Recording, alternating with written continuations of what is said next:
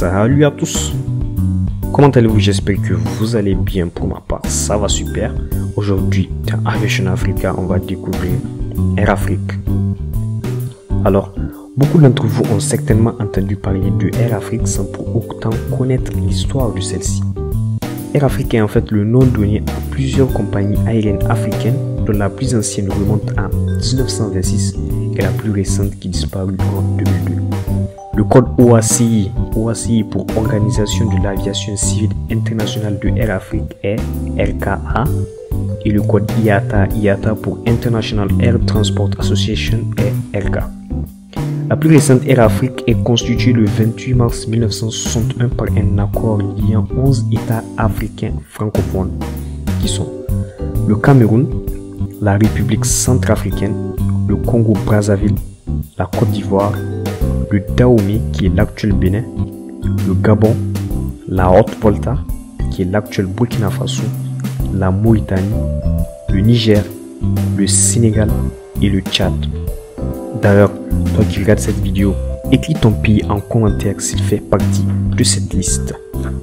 Le siège de la compagnie est installé à Abidjan, en Côte d'Ivoire, et le premier président directeur général est le Sénégalais Cheikh Boubacar Fall, né le 26 juin 1961.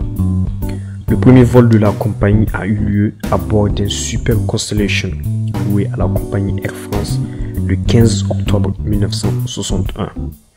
Le Togo rejoint les 11 États le 1er janvier 1968 et le Cameroun lui se retire en septembre 1971 pour former Cameroun Airlines.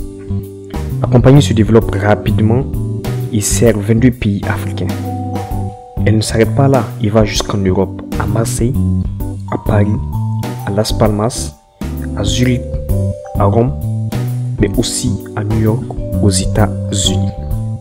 En ce qui concerne la flotte, Air Afrique a employé près de 47 appareils, dont le DC-3, le DC-4, le DC-6, le DC-8, le DC-9, le DC-10, le Boeing 707, le Boeing 747, l'Airbus A300, l'Airbus A310 et l'Airbus A330. À l'approche du 21e siècle, la compagnie est touchée durement par les coûts élevés du pétrole. Elle n'arrive pas alors à rentabiliser son activité. Les derniers directeurs généraux de la compagnie ne parviennent pas à rétablir l'équilibre économique de la compagnie. Finalement, celle-ci arrête complètement son activité en novembre 2001 et est finalement déclarée en faillite le 7 février 2002.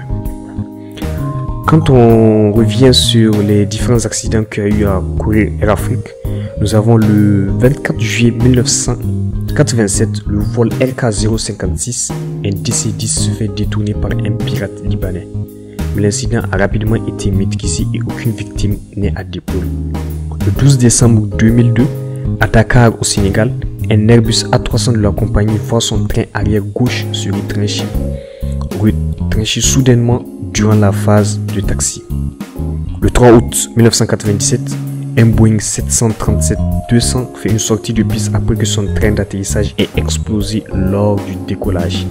Cette tragédie s'est passée à l'aéroport de Douala et heureusement aucune victime n'est à déplorer.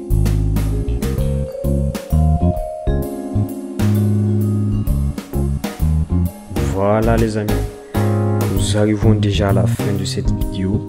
J'espère qu'elle vous aura plu et je m'excuse tout de même pour le retard qu'elle a pris. Autre chose, j'aimerais commencer avec vous un nouveau concept de vidéo qui serait le quiz au plein. Le but serait de tester vos connaissances durant de courtes vidéos sur les thèmes de l'aviation. N'hésitez pas à me dire ce que vous en pensez en commentaire. Voilà, c'est tout. Et le plus important, partagez cette vidéo avec vos amis et abonnez-vous à Aviation Africa pour d'autres contenus sur l'aviation. Allez, salut les passagers.